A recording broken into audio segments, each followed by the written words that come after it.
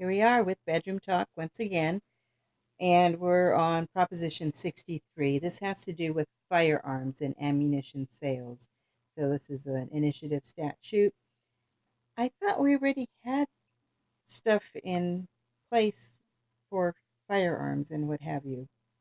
We do. We have, yeah, that's one of the problems with this. We have a lot of this already in place. We already have, if you're convicted of a felon, it says convicted of a felon and some misdemeanors such as assault and battery, you can't get firearms or munitions, um, or you're found by the court to be a danger to yourselves or others because of mental illness, or if you have a restraining order against you, then it can. Yeah. Well, I would think that they do the background checks Well, that's the on background checks, on yeah. these people. So, So, and this is doing a lot more to regulate um, munitions than previously, although we've already passed laws that are going into effect on that. There's also ones about how many um, loads of ammo you can have in a clip and such. Um, it, all kinds of things. Uh, a lot of this comes down to whether you're a pro-gun person or you're not.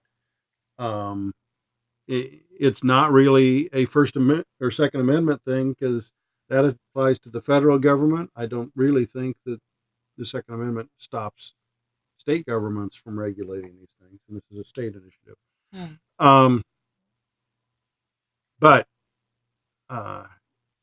if you read it, you realize that it's just created this huge amount of government, and it expands the power of the Department of Justice.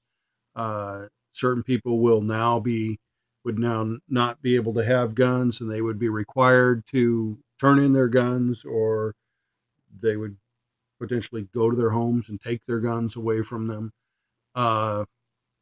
There's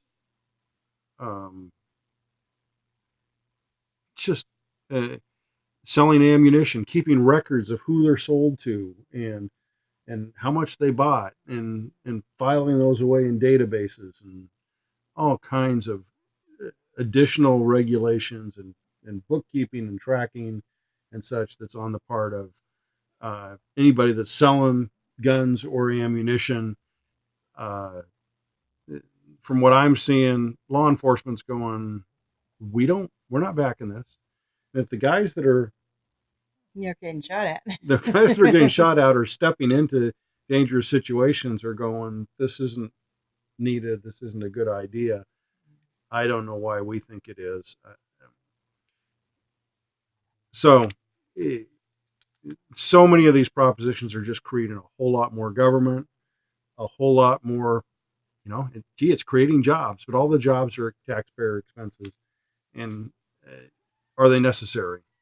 And, the great majority, it has stuff like if someone steals your gun, you have to report it or you're in violation and you can be charged with a crime.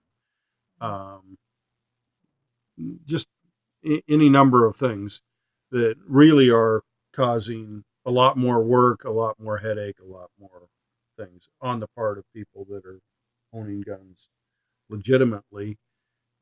If you buy ammunition or a gun in another state, you can't drive into California with it. You have to have it sent to a company that sells ammunition, and then so they can track it and you can pick it up there, which would be the right way to do it. Otherwise, people would just go to some other state to buy it. But that's a whole nother thing and there's 10-day waiting period, all kinds of things, So,